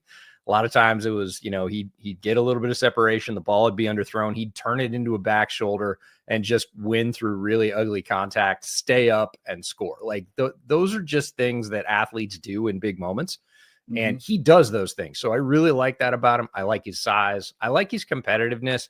I just didn't think in terms of the way that Ben really designed his offense for that slot receiver position that he would have been the first one off my board. They obviously think so. They're very happy about it. And again, I'm going to give Ben the benefit of the doubt here. And we should. And one of the knocks on him, I heard he's kind of a diva. If he doesn't get the ball a lot, that, he hasn't, he could be problematic. And hopefully that's not true. Or hopefully he grows up and realizes I got DJ Moore and I got Rome Odunze. I gotta know my role, jabroni, and shut my mouth. and the best way to get the ball is to get open. The best way to get the ball is to run precise routes, run good routes, and get open. Because the quarterback's best friend is the open receiver. If you can get yourself open, quarterback will most likely find you. So hopefully the rumors and the rumors that I heard about him being a diva and difficulty if he doesn't get the ball a lot, hopefully they're false or the narrative changed because he's grown up. I hope he does. I just want him. He's a guy that can push it down the field, and I like how he's able to stop and start. I had another clip. I played it yesterday. Another clip where he talks about Ben Johnson talks about Burden. Same thing you said. 6 feet, 200 pounds. He said, I love the way he can stop and starting and accelerate and get to full speed quickly at his size. And someone comped him with Debo with speed. I was like, oh, okay. Okay. Maybe the body build, same type of body build and everything. So that I'm excited to see just more and more assets for Ben Johnson and more weapons for Caleb. The next one was a little interesting. I don't know. This is Ozzy Trapillo. Give me your thoughts on him on this selection, because Yeah, this draft was a lot of, and a lot of people said it was bad because of that. And I don't think so. I think it was really a meat and potatoes draft. And, Ozzie Trapillo is a meat and potatoes player from this draft. And that's not a bad thing for the Bears. I think Ozzie Trapillo is better than what the Bears were running out at their third tackle last year. So they needed to upgrade their swing tackle. There was no question about that. We all saw what happened when Kieran was forced into a starting role, which really wasn't fair to him. Everybody knew he was going to need a year, and he got pressed into service in the middle of his rookie year, and it was bad. It was bad. So they couldn't honestly take the field again and say, hey, that's our plan. Even if Kieran's made, pretty big jumps, which I hope he has as a young player. Everybody said he needed that year. Maybe he's taken advantage of that, but that's, hope is not a plan. And Ozzie Trapillo is a plan. And he is a massive human being. He's 6'8". He's one of the tallest guys in the draft. And he doesn't play with a super fluid style, which you'd expect for a guy his size. He's just very hard to get around, and he's a skilled tackle. So I'm okay with it. I'm fine with this. They needed it. There weren't really better options available. Again, tackles went off the board faster than people expected. I don't know if we can call it faster anymore because they always go off faster than people expect. And if that's the way they go, is that really faster than you expected? Maybe your expectations are slow. So this was the guy that was available, was going to upgrade their program. It is not a sexy pick, but if you understand that the trenches have to be solid, or Caleb's got no chance, the trenches have to be solid, or Ben Johnson's offense has no chance, then Ozzie Trapillo's selection makes a lot more sense. Okay. I would have liked to have gotten Ariante Ursary, kid out of Minnesota. And I said it quite a few times. The offensive lineman of the year in the Big Ten. They had a survey with the Big Ten players, and him and I think Josh Simmons was either tied for first or a close second of the two toughest linemen to get by. I don't know why they didn't do that. And again, not my definitely wouldn't have been my decision. And I wonder how much bias, Boston College bias, has to do with it. All right, one being Ryan Pohl's alma mater, two, him playing with Trapillo's dad at Boston College, makes for a good story. So I don't know how much, but I don't know. It just didn't sit well with me. What's your take on them not getting a running back? Because there were talks about them maybe getting Trevion Henderson. He went right before. Is it right before him, or is it before? Yeah, well, they did get a running back, but they got him in the 7th round, and we'll talk about him. I'm sure Yes. He's one of your favorites. But it's when you set up a draft strategy. Maybe they wanted a running back early. I know that they were trying to trade up for Genty. They called multiple teams about that. And they had potential deals. If this happens, if your guy's not there, if you don't trade up, if Genty's there, what would it cost? They had those in place with at least a couple of teams. And everybody knew that they were trying to get up and get Ashton Genty. It didn't work out that way. I understand that, but there were running backs all the way down this board, and they chose not to pick them. And that's okay. They could have picked a running back, in the spot where they got Luther Burden. And I think a lot of people thought they would. If they didn't choose a running back with their first round pick, I really think people thought some total of 39 and 41 would become a running back. I did as well. Yeah, I think most people did. And it didn't happen. There were multiple chances throughout this board because the running back class was very good and very deep. They wait all the way until the 7th round to get Kyle Monaghan out of Rutgers. I like Kyle Monaghan. He's a good player, but it's not what people were expecting. And what it leads me to believe is that the Bears are going to add a top flight running back before the season, but I probably believe before training camp. So there've been a lot of smoke about Nick Chubb. There's certainly been a little bit of smoke around guys like Kenneth Walker, who are in the last year of their deal. Bears drafted another the Seahawks drafted another high quality running back. So that raises questions naturally. J.K. Dobbins is on the street. He played well last year. I think the Bears are not done at running back because they didn't select one high. If they had, those conversations wouldn't be occurring. They didn't up high. Those conversations are occurring. I was hoping they'd get one. I wanted one of those guys, either Quinshon Judkins or Travion Henderson. Probably I was big on Travion Henderson, so I found out he was 5'9", 5'10", 200. I'm like, give me a 6-foot guy. Give me a different type of running back. Then I didn't want another 5'9" running back. We have one, DeAndre Swift. And although I think DeAndre Swift and Monangai are different styles, I still don't like 2 5'9" running backs. Give me a different type of dude. And that's what I was hoping for, a bigger back.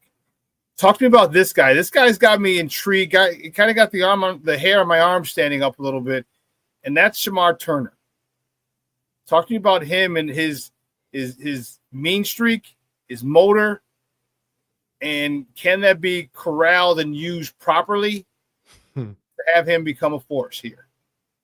I sure hope so, is my answer. This is where the Bears draft really turned for me. We live stream every pick over on Bootleg, and I have to work for this one. I do not see it with Shamar Turner. He was way down my board, and a lot of credit for that, if you're giving credit for that, goes to the Texas A&M defense. They made everybody look worse. Like Nick Scorton looked like a force at Purdue. He transferred, he put on weight, he went to Texas A&M. He still looked good, but he did not look like Purdue Nick Scorton. The year before Scorton got there, Shamar Turner played his position out on the edge. He was lighter. He looked better. A lot of people are saying he looked great. I don't think he looked great. He looked better. Then he, moved inside so that they could have their best lineman on the field. He bulks up to about 290, and I thought he disappeared for long stretches. He's also suffered from injury, and he doesn't finish a lot, which, again, rushing from the defensive tackle spot, it's hard to finish. There's very few of those guys, and they go up high. So the Bears feel like they're getting a value here at 62. I feel like they overplayed their hand because now they're saying this guy that you picked at 62 is a projection, because the confusion comes from, if you look at their depth chart, right now the numbers don't work out. If Turner's a DT, they're overloaded at DT and understaffed at defensive end or edge. So I think they probably think, hey, he was better at 270, 275 playing defensive end. We're going to slim him down and move him out. And then your numbers even out. And I'm like, okay, that's fine. That makes sense. That's probably his better role. But I was not wild about this guy. And a week before the draft, which, again, you're in the middle of smoke season, it's tough to tell what's real and what's not. Bruce Feldman did his survey of college coaches and said a lot of people really liked Turner. A lot of NFL coaches were excited to work with him. They really wanted some of the attributes he brings, that nastiness and whatever else. And I understand that. But I went back at that point because I was like, maybe I'm missing something on Turner, because I was definitely lower on him than a lot of people. And typically when I hear that happens, especially close to the draft, I'll go back and I'll do a rewatch and say, okay, what did I miss? I might have watched this guy 2 months ago. Is there something that I didn't see or a game I didn't get to? And I went back and rewatched Turner, and it basically reaffirmed everything that was in my report, that I was not that high on him, and I would wait to select him. I would allow another team to take that chance, in the words of Ben Solak. And I would have been happy if somebody else had. I was very happy when somebody else took the chance on Shamar Stewart, and then it came back around to bite me, and Shamar Turner ends up a Bear. So I hope that this young man slims down a little bit, gets his chance at defensive end, fits perfectly for Dennis Allen. I believe they think that's what's going to happen, or they wouldn't have selected him. 62, still a premium pick. I would have gone in a different direction here, multiple other directions. They go with Shamar Turner. I really do believe he's going to be a defensive end in Chicago, and we'll see if all that potential and projection and everything else pays off in Dennis Allen's system. I hope so, because if he does slim down and he plays a position that he excelled at more in college, like you said, the numbers even out, and then the competition evens out, because you still have Austin Booker over there, who he went through his rookie struggles, but for me, Austin Booker was always around the ball. Yeah. He was coming, and he might not have made the tackle, but he was always in the picture. He was always in the frame. And he chased plays down from behind. And that was the one thing that I noticed. One of the first things I noticed about him was this sucker, he's got a motor. He chases plays down. You talk about pursuit. And as a former defensive coordinator, I loved pursuit. Because you never know. Get in the frame. Because you never know if this guy gets tackled. two guys could have him wrapped up, and then for whatever reason he breaks free. I wanted all 11 guys to attack to the ball carrier.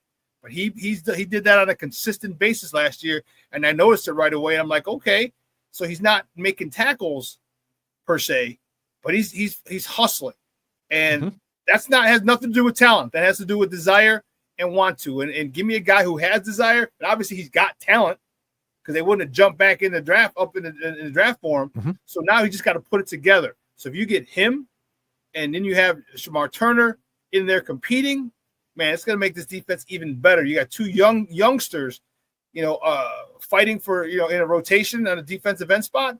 I like that kind of party. I like that kind of party a lot. So good stuff. Let's talk about the running back. Me being a former running back, give me your thoughts on Kyle Monangai. I like this dude. I think he reminds me of a poor man's Ashton Genty. He's got phenomenal contact balance. He's violent. Man, don't bring your ass up in the hole on a blitz because he will step up and handle blitz pickup. And to me, that had the hair on my arm standing up. That made me super duper excited that this kid is that tough. And to me, that's with that skill set, he's going to be on the field. He'll be on the field a lot because you don't have to worry about him not picking up in pass pro because it seems like he almost likes it. Oh, he definitely likes it. This is a Jersey kid through and through, super tough, stayed home, always been underrated because of his size and his arm length. He is compact in stature, but he is built, make no mistake. He brings it in pass pro, one of the better pass protecting running backs in this draft. I really like his feet. He's got great feet. That always, it's a super attractive quality for me on running backs. Very, very quick.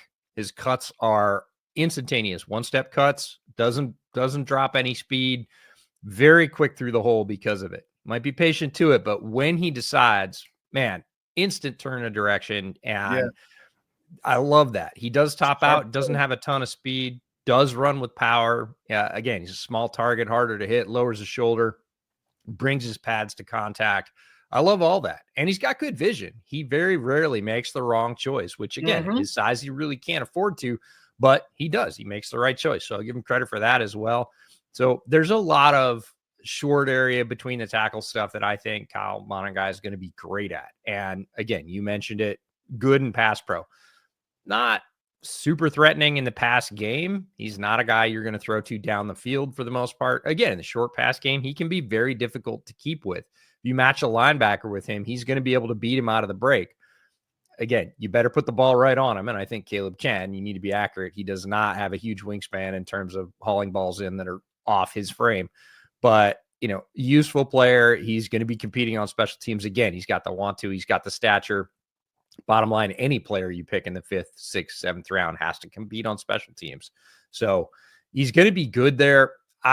It's nothing against Monangai. I like Monangai. Like you said, he is a fun player. He is an easy player to root for, and he does have a skill set. But waiting until the 7th round in this draft, which was loaded with running backs of multiple and varied types who have all kinds of different skill sets and could bring more pop to your offense, really leads me to believe that the Bears, unless they're incredibly high on Roschon Johnson, and I hope they're higher on Roschon Johnson than the last administration was, but unless they're incredibly high on Roschon Johnson, like they're bringing in more talent in this running back room. There is going to be another back. DeAndre Swift was with Ben Johnson in Detroit. He knows exactly what he was, right? They allowed him to leave, right? That's not what you do with a back that you are going to, stake your offense on. So I believe they're going to bring in more competition, and it's going to be at the higher end. It's not going to be cast-offs. It's not going to be guys down the board, special teams competition. They already have those guys. They're going to bring in another lead dog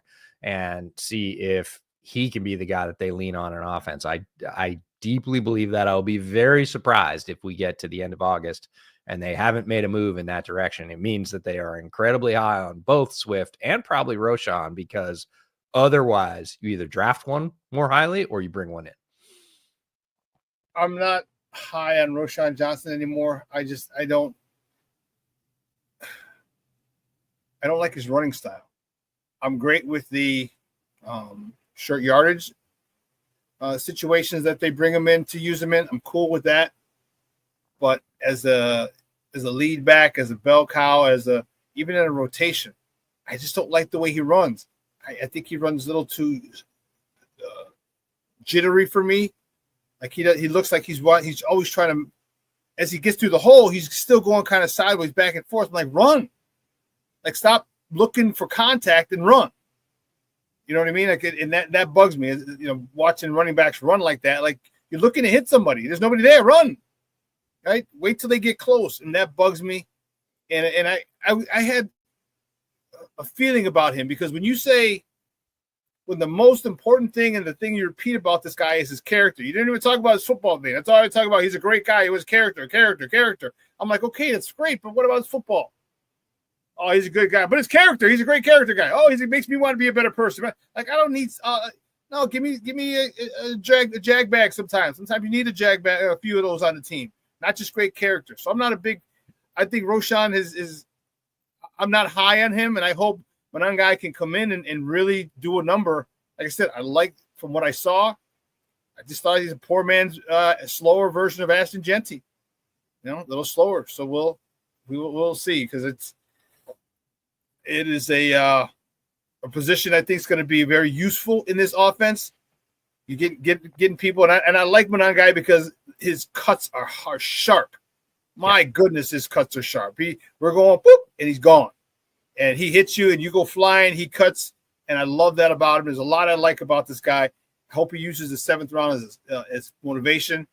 Hope he uses Isaiah Pacheco as inspiration to play another guy from Rutgers who got taken late in the draft and became the bell cow for the Chiefs, a championship team. So I hope it, because I hope he uses that as fuel, because I really like this kid.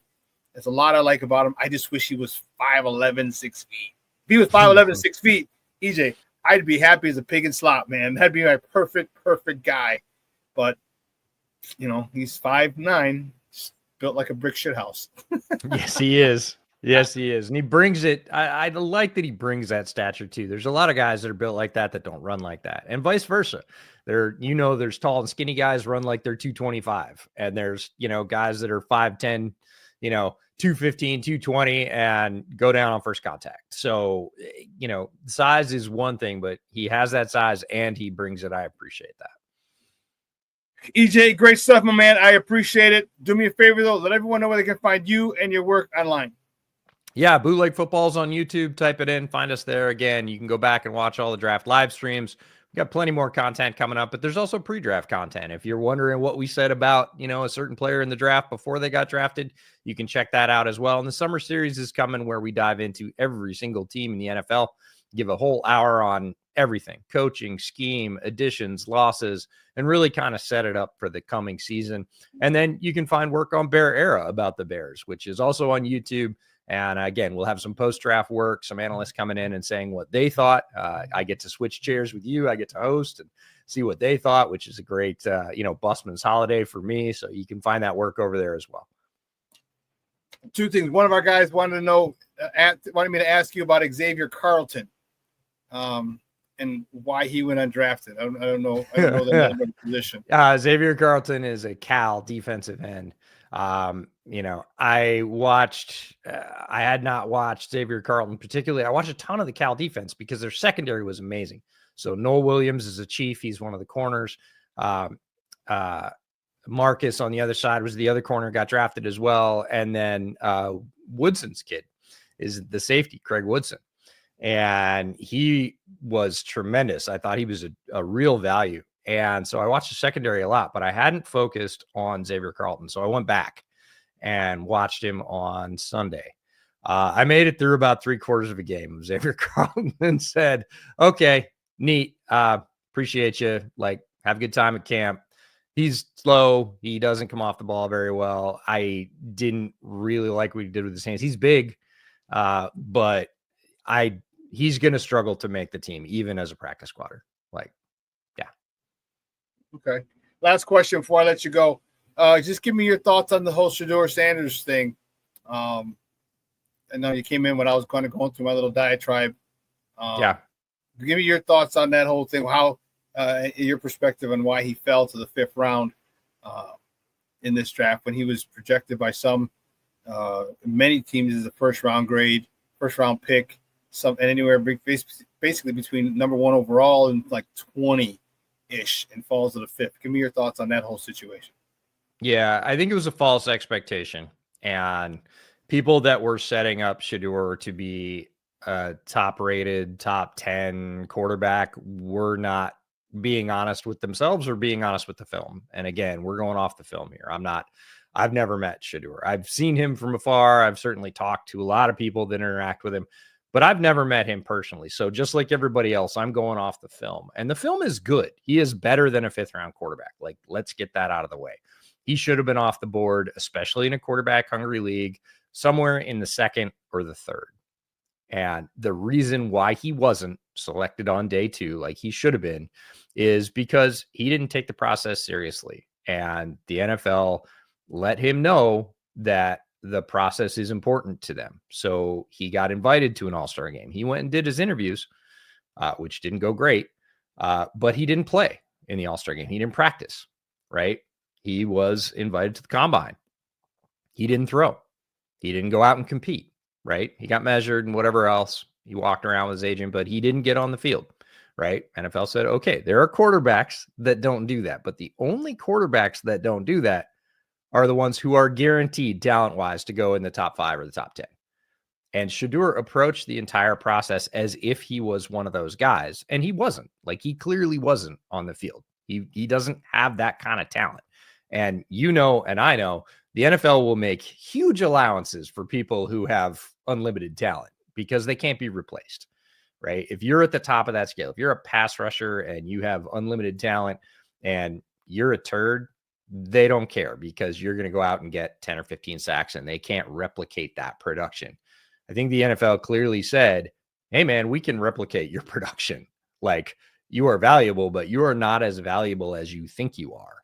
And from what I heard, and this was the best thing I heard about it since it happened, one of the great things about doing the draft live stream is we didn't hear all that stuff. We certainly knew it was going on. We were aware that he was falling, but we didn't have to get involved with the narrative that got built around that and kind of really dominated the draft process, which I think is unfair to a lot of other guys. We didn't have to deal with that, which was really nice.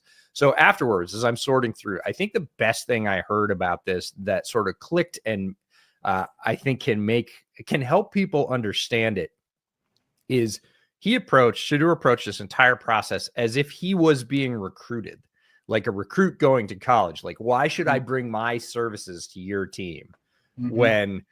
When you're going into the NFL, that impetus is completely flipped. The team is saying, why should we even hire you? It is a job interview. You talked about it right when I got here. Competition. When you go for a job interview, you're competing. He didn't compete. He sat back and said, sell me on you so I might come to you. That's a fundamental misunderstanding, and one I don't think an agent would have allowed him to have. Look, if Shedeur Sanders had gone out and hired Nicole Lynn, he's off the board in the 2nd round at the latest. Like, she would have made sure he was ready, came correct, and approached this process in a way that would have allowed him to maximize everything he'd done in college, which you outlined. Like, he is a good player. He's not a great player, and he thought he was, but he is a good player, and the league needs talent at his position. That should have matched up somewhere in the 2nd or 3rd round. It didn't, because he basically turned people off in the interviews, and he made some young person mistakes. Like, I've heard some of the stuff he did in interviews. It's dumb. Like, you just look at it and you go, hey, man, that's wrong. Like, you're going to learn, and this is how you learn. And unfortunate, it's going to cost him some money. He's still got the opportunity. Look, what we say is when draft is over, it doesn't matter where you got drafted. Your draft spot is in the past. It's a meritocracy now. You got to play. You got to perform. You got to compete. And if you don't, you'll get dumped. I don't care if you're a 1st round pick or if you're an undrafted free agent, you're going to get a starting spot, right? You talked about Kyle Pacheco, right? If you demonstrate on the field that you can play, you're getting a spot. And so he's got to kind of get past all this and put his head down and become a good NFL player. And he's got work to do that. Every player coming into the NFL has areas to work on in a game. Shedeur's no different. If he does that, he could have a long and successful NFL career. I'm absolutely sure of it. If he doesn't do that, he won't. And that's that. Well, again, I hope he was humbled. I hope he understands it's a process and he's not as good as he thinks he is. And I hope he takes it serious, and as I said, it's different with a lot of players, because a lot of them, they're coming from NIL money. They want to do a lot of other things. And even in football, football might be a vehicle for other stuff. Mm-hmm. Okay. And that's okay. I get it, because they're thinking about post-football life a lot more than they did 5, 10, 15, 20 years ago. People didn't think about that. Now they're setting themselves up, and some people look at that as a detriment, and other people, like Caleb. Caleb started his little not a hedge fund, he called it an investment firm, right? He's looking at post-football career. You know what I mean? Sure. And I just hope that he's learned, that Shedor's learned. I really want him to do well, because kind of like, middle finger to all the people who passed up on him. But it's different. It's difficult, man. There's one way to do that, and it's play well. And I'll tell you a story from last year's draft class, which again is the total different end of the spectrum. And you can tell people in the NFL that you're interested in things after the NFL if you're a really good player.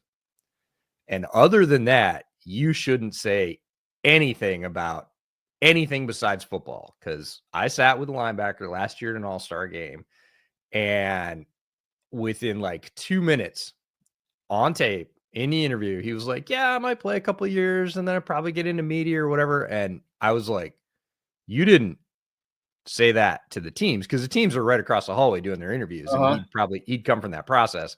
And in my head, I was like, you didn't say that, right? You're a fringe guy. He's the opposite of Shedeur. If you're talking about talent, this is a guy that was maybe going to get drafted in the 6th or 7th round.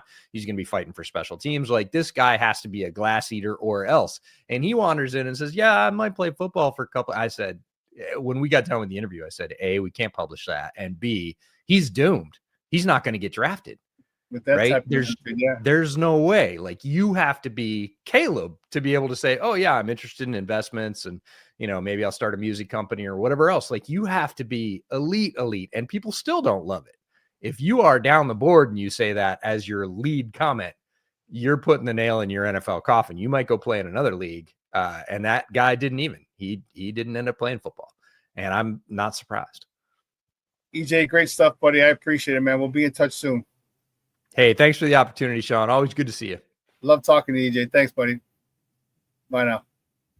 Guy, that's EJ Snyder from NFL Draft Analyst.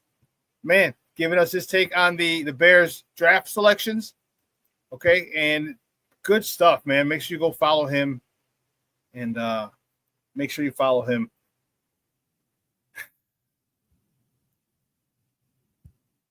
I'm anxious to see how it all plays out with our boys. I'm done talking about Shedeur. That's fine. He's not on our team, but socially is what I needed. I wanted to talk to him. I wanted to discuss about him, which is why,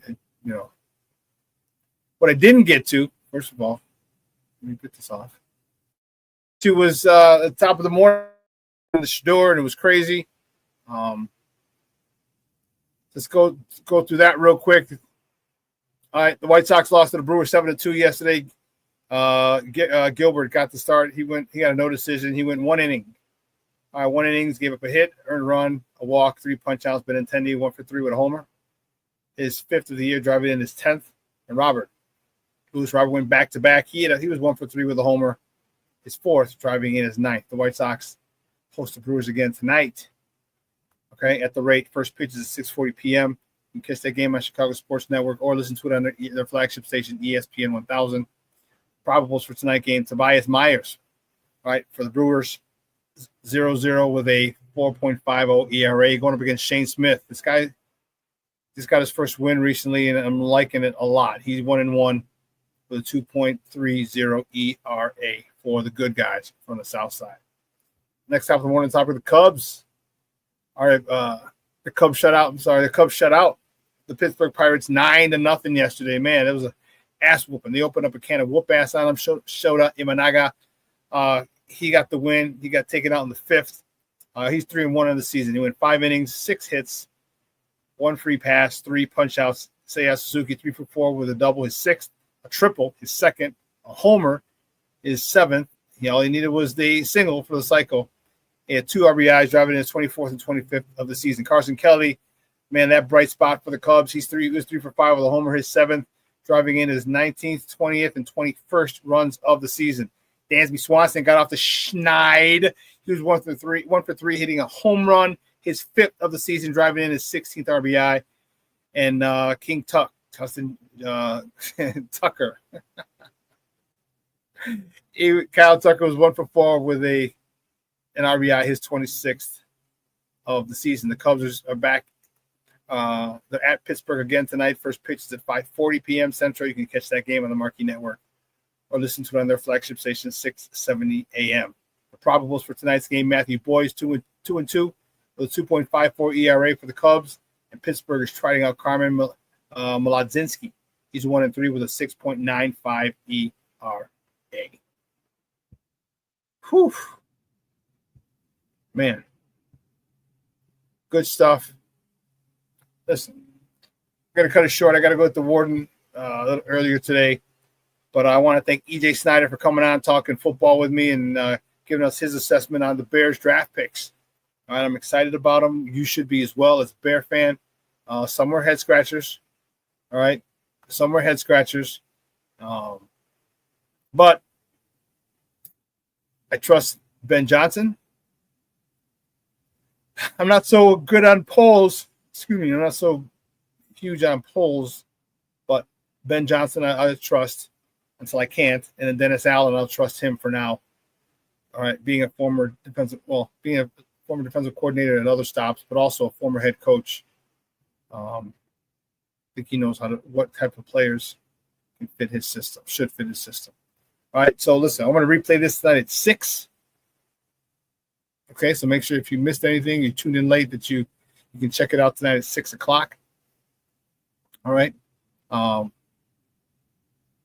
Yeah, do me a favor. Do yourself a favor. Let your loved ones know you love them, because tomorrow is promised to no one. Reach out to your peoples. All right, it's a little cooler today in the 60s. Go grab some drinks, happy hour, grab dinner. All right, do lunch today or tomorrow. Or reach out and make connections, because, man, time moves pretty fast. If you don't slow down and look around, you just might miss it. So don't do that. Make time for your peoples. All right. It's always a good time when you get to catch up with people, family, friends, and loved ones. All right. So I'm out of here. From everyone here at Sports Zone Chicago, we appreciate the love and the support. Please make sure you like and share. Like and share this. And I will see you on Friday. All right. Same bat time, same bat channel, 9 a.m. to 11 Central Standard Time. So for everyone here at Sports Zone Chicago, guys, I'm your boy, the SuperBack, Sean Sierra. Have a phenomenal, phenomenal day. Your boy is out.